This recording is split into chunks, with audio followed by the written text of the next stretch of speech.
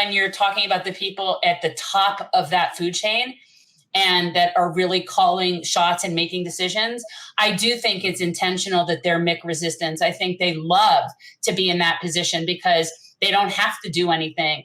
And now, even though they finally showed their true colors, they're still fundraising off of the same thing. So I do think it's intentional by the people in the leadership of the party. Certainly it is in our state.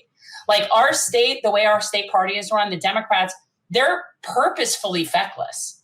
Like they don't even try. They make no effort. They don't even run for open seats. They don't do anything.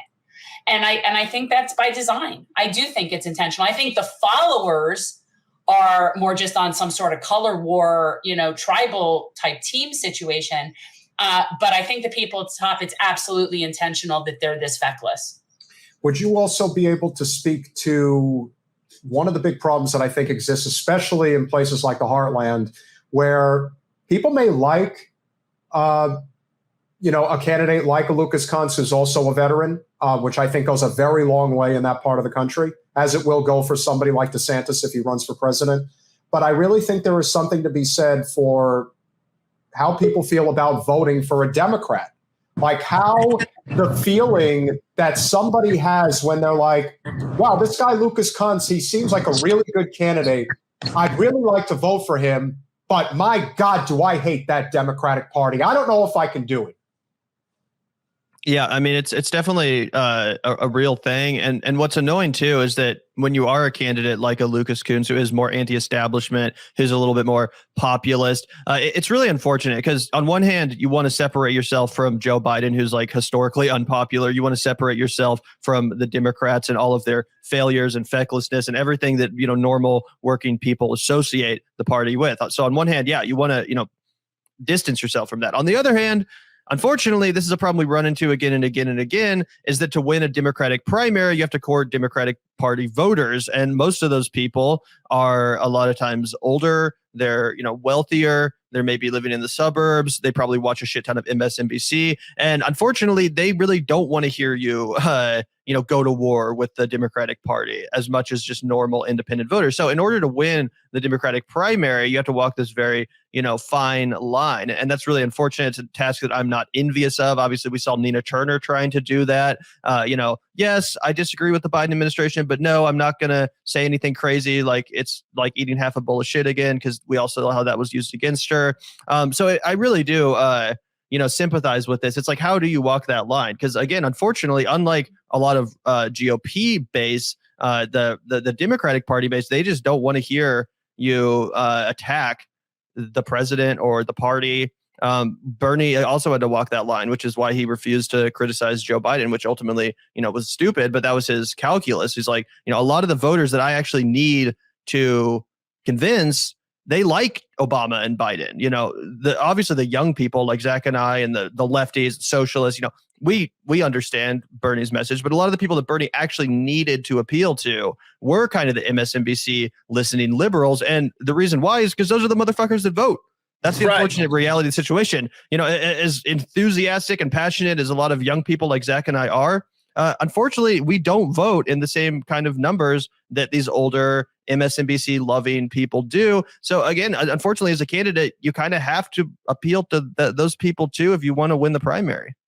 Yeah, I think that's basically spot on. And I think that even though it definitely was a hindrance to somebody like Bernie for not like clearly, because I think in Bernie's particular instance being in a Democratic primary, him not being willing to distinguish himself from the other candidate enough.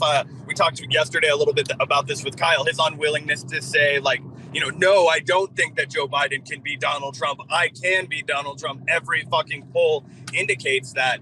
So yeah, it's definitely a balancing act. And the thing is that the more you lean into not being super explicit with your message and not like fucking castigating the Democratic Party, shitheads like me and Gavin are like, this guy's fake. He's not going to fucking represent you.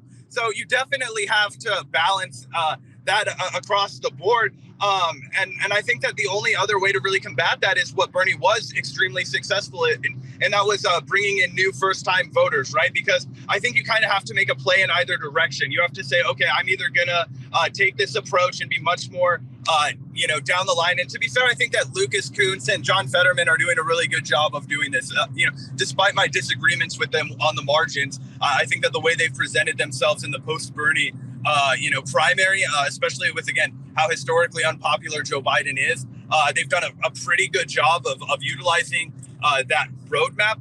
But I think that the difference between that and is the fact that, as Gavin mentioned, most of the people who turn out in a midterm election are going to be even more skewed towards that MSNBC watching demographic, even more so than a general election, which is obviously still, the 55 plus, 65 plus demographic still shatters every other age demographic in turnout by percentages. So, I think in a Democratic primary for like a Senate or a statewide race, that makes a lot more sense. But I think if you're going to win at a national level, you would have to kind of pivot to more of a message of wrangling in all of the disenfranchised voters, all the first-time voters. Bernie was extremely successful in bringing in a lot of Latino voters, a lot of Hispanic voters in places like Texas, Nevada, New Mexico, Arizona. And, I think that if you go back to the more traditional textbook, messaging of the Democratic Party, you'll see those voters drift towards the, faux populism of the Republican Party, which we've seen. But yeah, by and large, I pretty much agree with Gavin's analysis. I think that a lot of this would be helped if we all had open primaries everywhere, because just from our experience in South Florida, if we had open primaries, our congressperson would have been gone 10 years ago. It's because they keep it so insulated and you have to be a member of their party to participate in democracy. And they keep it that insulated that allows these people to sit there as long as they do. And I think that if we had open primaries, that would actually help a lot of what you're saying, because I have no problem criticizing people that are worthy of criticism. Their party is secondary to me. I don't care what party you're in. If you're doing something that's not above board, I'm going to call you out on it. Yeah. The Democrats I tend to go after more because for a few reasons. One, technically that's my party. So I feel like you got to call out your own people first. That's the party I'm technically registered as. So okay. And I also feel like they're just not even trying. Thanks for watching. If you want to support our mission to transform politics into service, please like this video, subscribe, follow us on social media, and consider joining our Patreon, where you'll get early access to our interviews as well as other exclusive content. Links are in the description. Peace out.